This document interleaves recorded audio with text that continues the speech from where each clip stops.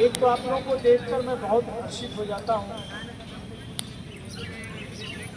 और मेरे मन में विचार आता है। आज मैं स्नान कर रहा था और मेरे मन में ऐसे ही विचार आ गया, क्या कारण है कि हम सब में एक समूह है, क्या कारण है कि हम सब में एक आत्मीयता है, एकत्व का भाव है। तो मन ही में प्रश्न आता और मन ही जवाब भी देता है। हम सब कौन हैं? शायद मन में आपकी बात आती होगी कि आप सब वही हैं जो अपने को स्वस्थ रख करके 24 घंटे जो हमें एक दिन का प्राप्त होता है उसका सदुपयोग करने वाले हैं। हर को 24 घंटा प्राप्त है, लेकिन उस 24 घंटे में कुछ लोग high BP, sugar, migraine, meningitis, prostate, पेट दर्द, कमर दर्द, घुटने का दर्द, कई रोगों से गुजरते हुए उनका 24 घंटा बीतता है। और हम सब बिना किसी रोग के, अकारण बिना किसी रोग के हम 24 घंटा व्यतीत करते हैं। तो हमारा समय किस में जाता है? क्रिएटिव वर्क में जाता है, सकारात्मक कार्यों में जाता है, शुभ चिंतन में जाता है। बच्चों के परिवार के लिए हमें अधिक समय और उनके स्वास्थ्य चिंतन में हमें जाता है। देखिए, कोई फंडा नहीं है शरीर को स्वस्थ रखने का, बिल्कुल सिंपल सा सिद्धांत है अब तक जो मुझे समझ में आया। क्या? और जो इस बात को ध्यान से समझ लिया वो बीमार नहीं हो सकता,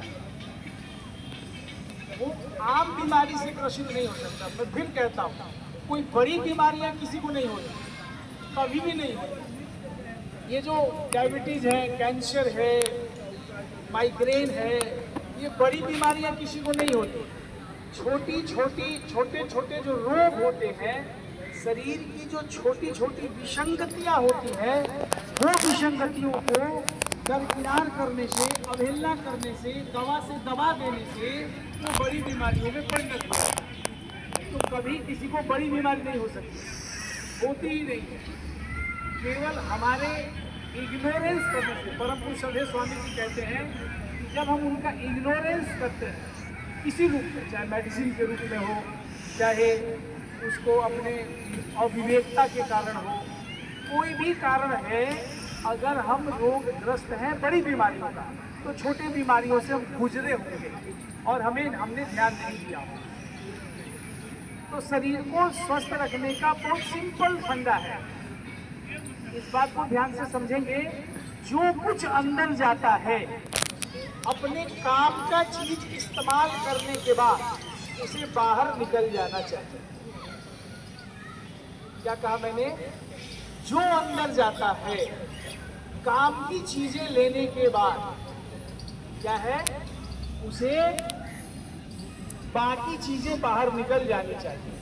अगर ऐसा है तो आप बीमार नहीं हो सकते, आप रोगग्रस्त नहीं हो सकते। जैसे मैं छोटी सी बात कर रहा हूँ, आप श्वास ले रहे हैं, हम सब लोग श्वास ले रहे हैं, अब उसमें ऑक्सीजन ले रहे हैं जो अंदर जा रहा है, और काम के बाद वो बाहर आता है CO2 के फॉर्म में। आप सब जानते हैं, अगर अंदर ऑक्सीजन गई और CO2 प्रॉपरली बाहर नहीं आया तो शरीर बीमार।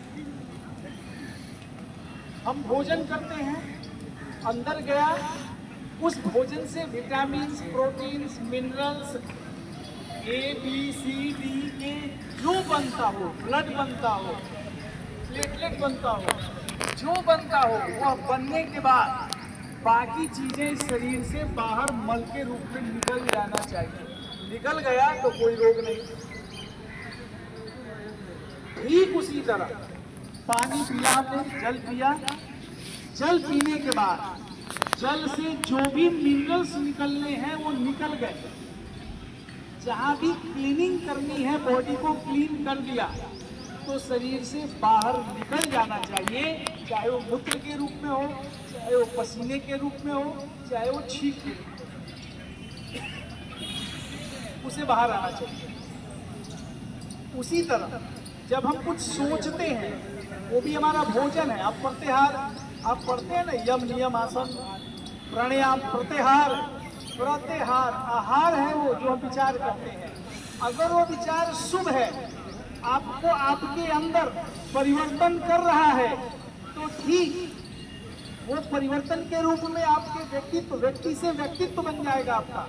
फिर व्यक्तित्व से विभूति बनेंगे आप, फिर विभूति से आप गुरु बन जाते हैं। आदरणीय सर, हमारे शैलेंद्र जी क्या है, आप गुरु जी कहते हैं। ऐसे एक दिन में नहीं बने, पहले इनके व्यक्तित्व का निखार हुआ, व्यक्तित्व से ये विभूति बने, और विभूति कैसे बनेंगे?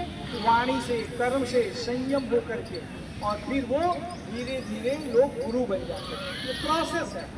तो बॉडी में जो भी अंदर गया, चाहे विचार हो, आहार हो, हवा हो, जल हो, जो भी अंदर गया, वो फिर अपने समुचित उपयोग के बाद वो बाहर हो जाता है। अब देखिए कितना आसान काम है। अपन लोग विलोम कर रहे हैं, कपालभाति कर रहे हैं। आप कपालभाति कर रहे हैं तो क्या कर रहे हैं? जो अंदर गया उसको जबरदस्ती बाहर फेंक रहे हैं। ये बाहर फेंक रहे हैं। ये जो फेंकने का कार्य है, शरीर